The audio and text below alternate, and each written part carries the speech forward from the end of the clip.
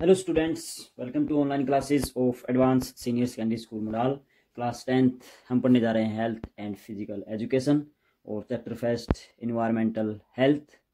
इसमें आज का हमारा जो टॉपिक है वह है स्वास्थ्य को वो कौन कौन से कारक प्रभावित करते हैं जिनसे हमारा स्वास्थ्य ऊपर या नीचे, अच्छा या बुरा, स्वस्थ या अस्वस्थ बना रहता है। तो वो कारक हम आज जानेंगे। पिछले लेक्चर में हम स्वास्थ्य की परिभाषा से परिचित हो गए थे। तो आज का हमारा टॉपिक है स्वास्थ्य को प्रभावित करने वाले कारक, वे फैक्टर कौन कौन से हैं जो स्वास्थ्य को प्रभावित करते हैं। तो इसमें मैं कुछ पॉइंट आउट कर रहा हूँ।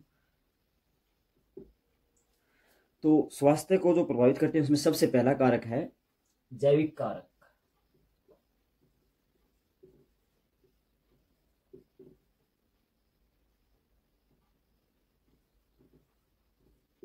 जैविक कारक, तो जैविक कारक से अभिप्राय हमारा यह है कि मनुष्य एक जीवित प्राणी है और इसका अपने और अपने साथ रहने वाले और जीवों के साथ भी संबंध होता है। तो सभी मिलजुल कर रहते हैं तो एक स्वास्थ्य पर सभी का इफेक्ट अलग अलग तरह से पड़ता है। तो जैविक कारक में हमारा अभिप्राय हमारे आसपास के जीवों से भी है। इसके अलावा जो जैविक, जिसको हम बायोलॉजिकल फैक्टर बोलते हैं, तो बायोलॉजिकल फैक्टर के अंतर्गत एक कारक वंशानुक्रम भी है कि जो व्यक्ति वंशानुक्रम के अनुसार अच्छा स्वास्थ्य जीवन व्यतीत कर रहा है, उसके जो पूर्वज हैं वो अच्छे, उनकी जो रोग प्रतिरोधक क्षमता सही है, स्वस्थ है या कोई वंशानुक्रम बीमारी नहीं है, तो निश्चित तौर पर जो आने वाली उनकी पीढ़ियां हैं वो भी अच्छे से रह पाएंगी, उनका जीवन भी स्वस्थ रहेगा। कोई जो वंश के साथ साथ बीमारियां चलती हैं उनसे वो बचे रह पाएंगे। तो जैविक कारक भी हमारे स्वास्थ्य को बड़ी अच्छी तरह से प्रभावित करता है। आगे बढ़ते हैं। नंबर 2, ये है हमारा वातावरणीय कारक। वातावरणीय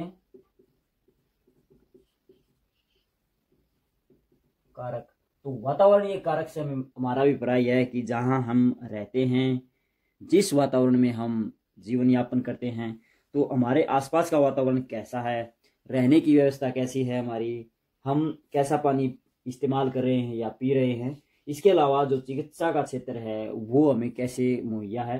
तो ये सब बातें वातावरणीय कारक के अंतर्गत आ जाती हैं और ये सब बातें मिलकर हमारे स्वास्थ्य को बहुत प्रभावित करती हैं कि अगर पानी पीने का सही नहीं है, शुद्ध नहीं है, तो निश्चित तौर पर हम बीमार हो जाएंगे। रहने का वातावरण मच्छर मक्खियों या गंदगी से भरा हुआ है तो वहाँ हमें बीमारी का खतरा अधिक रहेगा। तो यह भी काफ़ी हद तक प्रभावित करता है। आगे बढ़ते हैं नंबर 3 पर। यह है एक सामाजिक कारक। सामाजिक कारक कि मनुष्य एक सामाजिक प्राणी है, ये हम सबको पता है।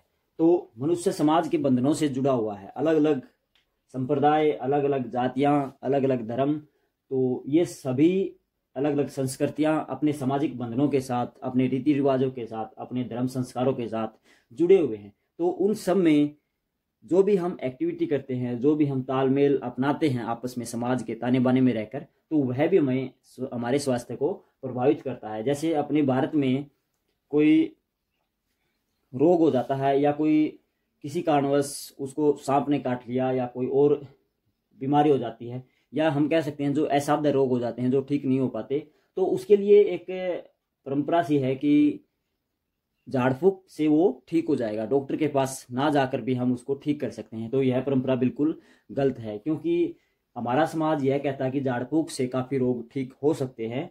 कुछ हद तक हम मान सकते हैं, मगर पूरी तरह उन पर निर्भर रहना वो बिल्कुल ही गलत है। तो वह हमारे स्वास्थ्य को, अगर किसी व्यक्ति को सांप ने काट लिया है, वो अगर डॉक्टर के पास न जाकर झाड़ फूक वाले व्यक्ति के पास जाएगा तो निश्चित तौर पर ही, अगर जहर ज़्यादा है सांप का, तो निश्चित तौर पर ही उसकी मृत्यु हो सकती है। तो हमें डॉक्टर की तरफ जाना चाहिए। और भी काफ़ी विकसित देशों में अच्छे समाज हैं, वो भी काफ़ी बंधनों में बंधे हुए हैं, मगर उनकी आदतें हमें हमारे स्वास्थ्य को काफ़ी हद तक प्रभावित करती है। समाज में रहने का तरीका, अच्छे कपड़े पहनने का तरीका, तो काफ़ी मामले हैं जो हमें अच्छे स्वास्थ्य की ओर अग्रेसित करते हैं। तो सामाजिक बंधन जो होते हैं सामाजिक कारक के अंतर्गत, तो वो भी हमें काफ़ी हद तक प्रभावित करते हैं। आगे बढ़ते हैं नंबर 4 पर। यह है हमारा एक आर्थिक कारक।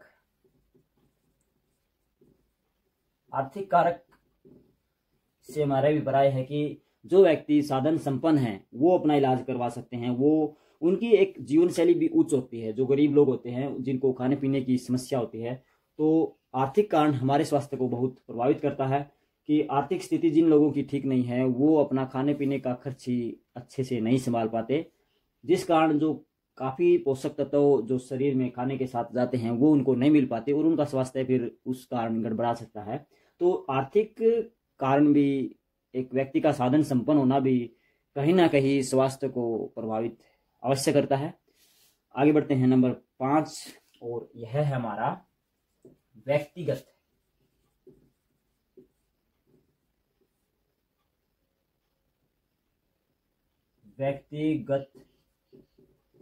कारक। तो व्यक्तिगत कारक के अंतर्गत बहुत सारी बातें आ जाती हैं। तो व्यक्तिगत कारक अलग अलग प्रकार का हो सकता है। हमारी आदतें हो सकती हैं, हमारा आराम करने का तरीका हो सकता है, जो भी हम काम करते हैं, एक्टिविटी करते हैं, वो कैसे करते हैं। तो काफ़ी सारे कारक हैं, उनमें से कुछ हम यहाँ पर लिख रहे हैं, तो आप उनको साथ के साथ नोट भी कर सकते हैं ताकि आपको अवश्य व्यक्तिगत कारक के अंतर्गत जो भी आवश्यक बातें हैं वो याद रहें। तो सबसे पहले मैं लिख रहा हूं उसमें जीवन शैली, कि हम किस तरह से अपना जीवन यापन कर रहे हैं, कि जीवन शैली कुछ कुछ हमारी आदतों से ही संबंधित होती है। तो उच्च जीवन शैली का जीवन अगर हम जिएंगे तो निश्चित तौर पर हमारा स्वास्थ्य सही रहेगा। जीवन शैली का अर्थ हमारे रोजमर्रा के कार्यों से हम लगा सकते हैं या उसको नियंत्रित कर सकते हैं। तो जीवन शैली अगर अच्छी होगी, अगर हम सुबह उठकर अच्छे से व्यायाम करेंगे, अच्छे से खाना खाएंगे और अच्छे से जो भी एक्टिविटी करते हैं मन लगाकर करेंगे बिना दिमाग के प्रेशर के, तो वो एक हमारी आदत में सुधार हो जाती है। तो धीरे धीरे ये हमारी जीवन शैली बन जाती है, और अगर वही जीवन शैली सही तरीके से चलती रही तो निश्चित तौर पर हमारा स्वास्थ्य सही रहेगा। आगे है अगला, अच्छी आदतें। नंबर 2 पर मैं लिख रहा हूं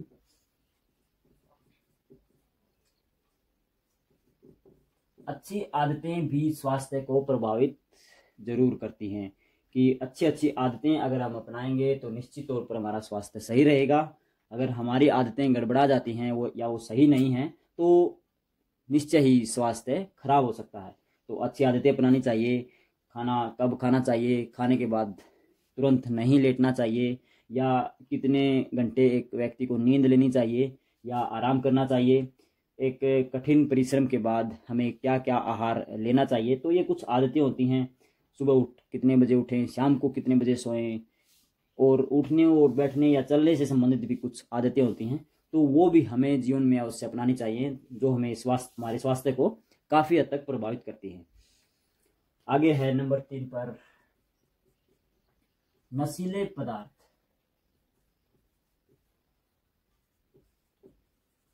नशीले पदार्थ स्वास्थ्य को गंभीर संकट में डाल देते हैं। तो नशीले पदार्थ हमें नहीं लेने चाहिए। अगर नशीले पदार्थ हम लेते हैं तो काफ़ी तरह के असाध्य रोग है जिनका इलाज नहीं है, वो हमें लग सकते हैं। तो नशीले पदार्थों के सेवन से दूर रहें, ये हमें हमारे शारीरिक और मानसिक संतुलन को भी खराब कर देते हैं। आगे है स्वच्छता। व्यक्तिगत स्वास्थ्य के अंतर्गत स्वच्छता का हमारा अभिप्राय यही है कि हम कैसे कपड़े पहनते हैं, खाना खाते समय हाथ धोते हैं या नहीं धोते। तो वो सब बातें स्वच्छता के अंतर्गत, जो हमारा व्यक्तिगत कारक है, इसके अंतर्गत आ जाती है।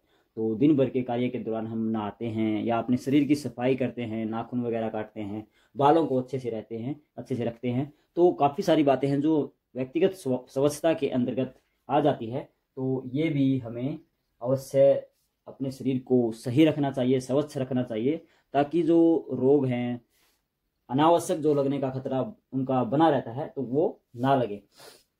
आगे बढ़ते हैं नंबर 5, ये है हमारा आहार।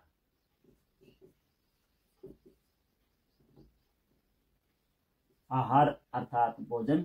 तो कैसा हम भोजन ले रहे हैं, भोजन एक्टिविटी के साथ साथ अलग अलग हो जाता है कि एथलीट को कैसा भोजन चाहिए, एक रेसलर को कैसा भोजन चाहिए। तो वो अलग अलग उसमें पोषक तत्व विद्यमान होते हैं। मगर एक नॉर्मल व्यक्ति के लिए भी आहार काफ़ी मायने रखता है कि हम दिन भर कैसी कार्यविधि करते हैं और उसके बाद हम कैसा खाना खाते हैं। तो आहार में जो पोषक तत्व होते हैं, जो हमारा शरीर ग्रहण करता है, जिससे हमारे शरीर की वृद्धि और विकास होता है, तो वो हमें अवश्य उस भोजन में शामिल करने चाहिए जो पोषक तत्व हमारे शरीर को सबसे अधिक आवश्यक जरूरी होते हैं।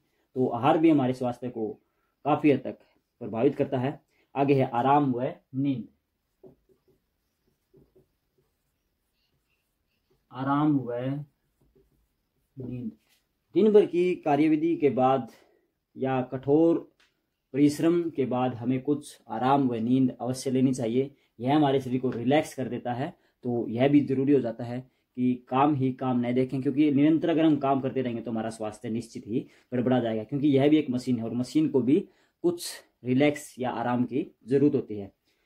लास्ट हम लिख रहे हैं मानसिक सोच, कि दिन भर या हर समय हमारी मानसिक सोच कैसी है, काम करने के दौरान या न करने के दौरान हम क्या सोचते हैं, वह भी हमारे शरीर को और शरीर के साथ साथ स्वास्थ्य को प्रभावित करता है। तो मानसिक सोच अच्छी रखनी चाहिए, जिससे अच्छे अच्छे विचार आएँ, और अच्छे विचार एक पॉजिटिवनेस के साथ शरीर में एक जो सकारात्मक ऊर्जा होती है उसका संचार करेंगे, तो निश्चित तौर पर वह हमारे स्वास्थ्य को अच्छा बनाए रखने में मदद करेंगे। तो ये कुछ कारक हैं जो हमारे स्वास्थ्य को प्रभावित करते हैं, तो ये हमने जाने।